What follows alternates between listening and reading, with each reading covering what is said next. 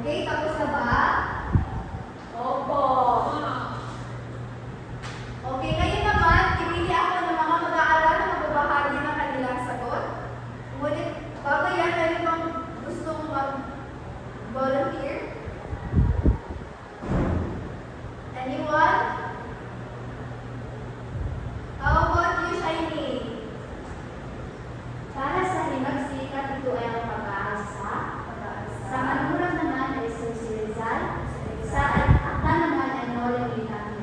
Oh, magaling. Bigyan natin ng tanong kung saan si Shiny. Anyone? Another one? Wala na? Okay, kayo naman. Mayroon akong mga katanungan. Una, ano ang koneksyon ng mga salitang himagsikan, manunulat at akda? Sa sarili ninyong opinyon, para sa inyo, ano ang koneksyon ng mga salitang himagsikan, manunulat at akda? Raniel, ano ka bang idea kung ano ang koneksyon ng mga salita nito? Para sa akin, ang koneksyon ng mga salitang himagsikan, manunulat, akda ay para silang tumutukoy sa isang grupo o sila ay parte ng isang grupo na ay isang layunin. Okay, very good. Tama sa Raniel. Parang ang koneksyon na ng himagsikan, manunulat at akda, sila ay grupo na mayroong layunin. Okay, sunod naman. Sa palagay ninyo, makatutulong ba ang mga salita at politikan sa paglaban para sa pagbabago imbis na gumamit lamang ng mga armas? How about you, RJ? Para sa akin, opo, kasi po, hindi sila gumagamit armas para manakit ng mga ibang tao. Very good. Hindi lang sa pamamagitan ng mga dahas or yung mga pisikalan ang makakapagbago ng isang layunin. Maaari din natin gamitin ang political paglalaban para sa pagbabago. Ngunit ano nga ba ang punita nito sa ating leksyon sa araw na ito? Magandang umaga mga bata! Ano? Okay, ngayon nagumama naman tayo sa ating talakayan. Pakibasa ang paksa. Panahon ng himagsikan. Okay, ang tatalakayan natin ngayon ay panahon ng himagsikan. Pero ano nga ba ang himagsikan? Pag-iingat po! Ang higanti? Yes. Pag-asa. Pag-aasa? Ano ba? Meron pa bang mga idea? Pag-higanti o pag-aasa?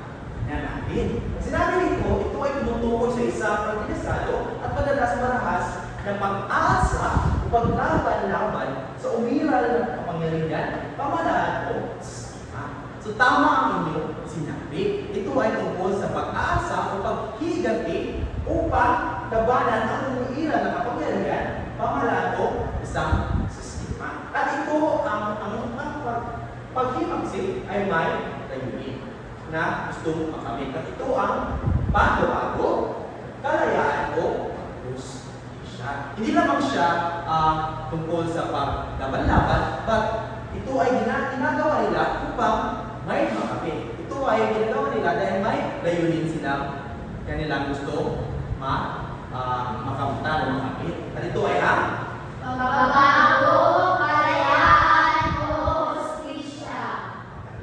So, mga bata, tayo dito sa Pilipinas ay meron tayong mga naranasan na paghimagsik. Sa konteksto ng kasaysayan ng Pilipinas, ang himagsikan ay karaniwang inuugnay sa paglaban-laban ng mga Pilipino sa panahon. By the way, mga bata, tayo ay isa ng iba't ibang grupo o iba't ibang bansa. At tulad ng himagsikang Pilipino, laban sa mga Espanyol noong 1896. So tayo daw ay lumaban sa mga Espanyol noong 1896. So paano nga ba natin pinaglaban? O paano ba natin ito pinakita ang ating paglaban? So meron tayo itong mga tanyag na manunulat sa panahon ng himagsikan at mga akda na kanilang isinta. So sa Upang kanina, ang ginawa natin sa ating aktibidad ay may katanungan na ano ba ang connection sa paksa natin ngayon.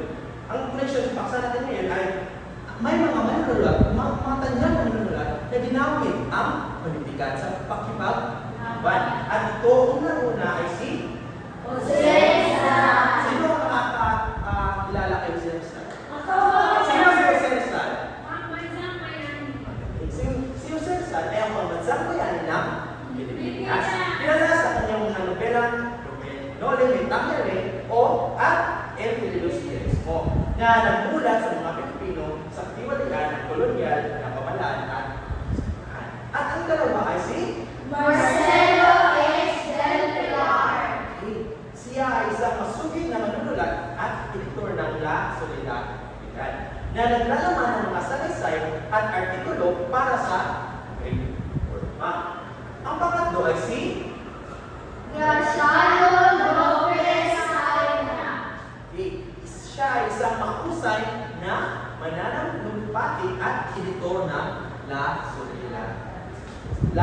Solidaridad. At nagbigay siya ng mga alikain na sa propaganda. Ang pangapat ay si Andres Bonifacio.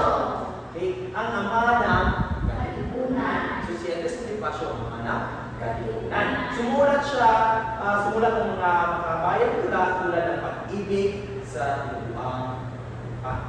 Ang panglima ay si Emilio Jacinto.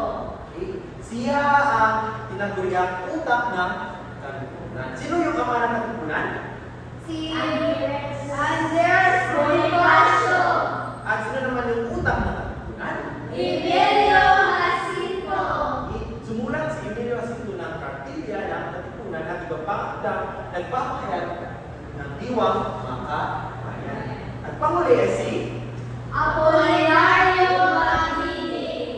siya ay tinuturiang dakilang grupo dahil sumulat ng mga salaysay tulad ng El Verdadero Decalogo na nagpapahayag ng mga prinsipyo ng kalayaan. Again, sino ang ating pambansang bayani? Si Jose Rizal. Sino ang isang manunulat at co-editor ng La Solidaridad? Marcelo H. Del Pilar. Sino pa ang isang mahusay na mananalumpati ako at editor ng La Solidaridad? Si Graciano Lopez Saina. So sino ang ama ng Katipunan? Andres Bonifacio. Sino naman ang utak ng Katipunan? Emilio Jacinto. At sino ang tinaguri ang dakilang grupo? Apolinario Mabini. Ngayon, dumako naman tayo sa panahon ng nagsigan na ano bakit mahalaga ba ito pag-aralan? Dahil naging mahalaga ang papel ng mga manunulat at kanilang mga akda sa pagbibigay ng inspirasyon, pagmulat at pag-uugnay sa damdamin ng mga Pilipino para sa kalayaan. So, sa kagaya ng question kanina, kailangan ba natin gumamit ng dahas? Hindi natin kailangan gumamit ng dahas o kailangan ko sa ibang paraan gamit ang mga papel, mga sulat o panitikan. Dahil dito o dahil sa mga tinaguriang manunulat o sila ang mga manunulat kaya nila Jose Rizal, Andres Bonifacio, sila ni Marcelo Del Pilar at iba pa. Dahil sa kanila ay namulat ang mga at nagpag-uugnay sa kanitang namin para sa kalayaan. At sila sama-sama ang mga manunulat na ito at ang kanilang alika ay naging ano daw?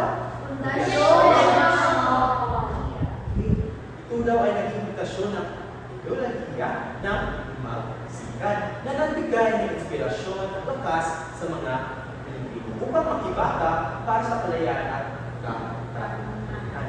Ngayon, mahalaga ba talaga ang panitikan? Oo.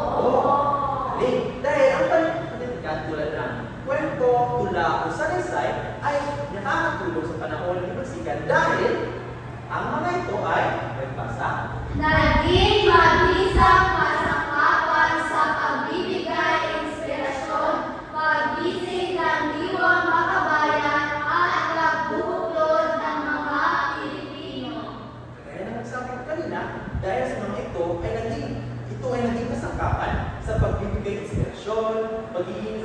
pagising ng diwang kabayan at pagbubuklod ng mga Pilipino.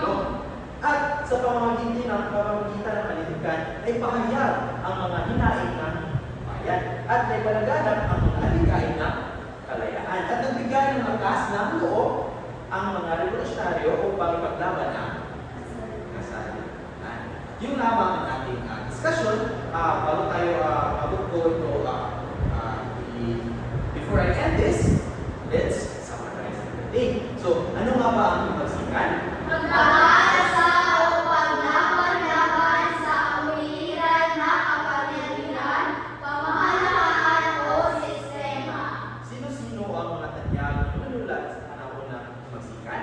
Jose Rizal, Marcelo H.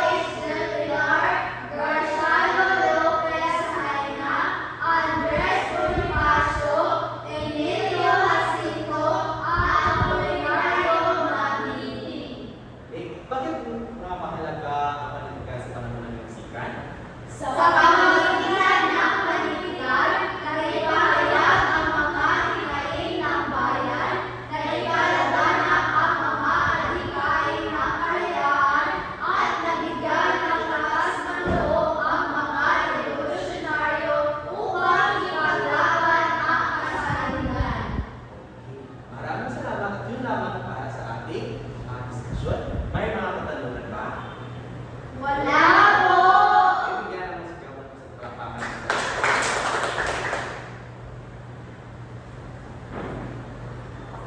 So ngayon mga bata, handa na bang lahat para sa ating aktibidad? Sige. Para sa ating aktibidad, hahagilin ko ang klase sa dalawang grupo kung saan bawat grupo ay magkakaroon ng panig na ipagtanggol at pagdebatehan. Ano ba ang pagdebatehan? Magkakaroon ng meron kayong stand. So, magdidebate ang mga grupo kung alin ang mas mainam na paraan ng pakikipaglaban. So, kagaya ng discussion kanina, naintindihan niyo ba yung discussion kanina? So, meron tayong dalawang uri ng paglaban. So, ito ay madalas at marahas. So, ano ba ang stand niyo? So, hahatiin ko kayo. Ngayon, so, unang grupo ay magtatanggol na mas mainam ang marahan o pen, habang ang ikalawang grupo ay magdidebate na mas mainam ang marahas o sandata o yung, anong tawag doon? Pagkakataon, mas magaling. So, ang bawat grupo ay magkakaroon ng pagkakataon na ipahayag ang kanilang posisyon at sundan ito na magbitali mula sa kabilang grupo. So, maglalaban kayo. So, ang bawat pahayag at putan ay dapat tapusin sa loob ng 1 minuto. So, meron kayong turn taking. So, ang grupo ay ang grupo na makapagpanindigan sa kanilang posisyon na maayos, siya ang mananalo. So, handa na ba ang lahat? Sige. Okay, so magaling. So, palakpakan natin ito mga sarili.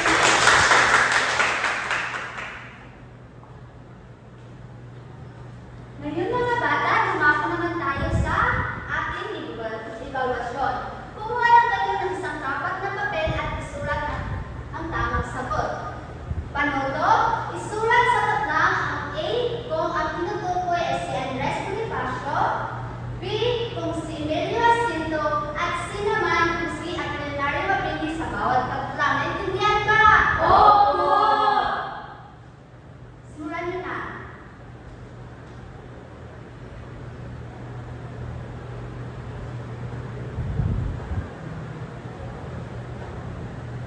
Tapos na bang lahat? Iwasa ang papel.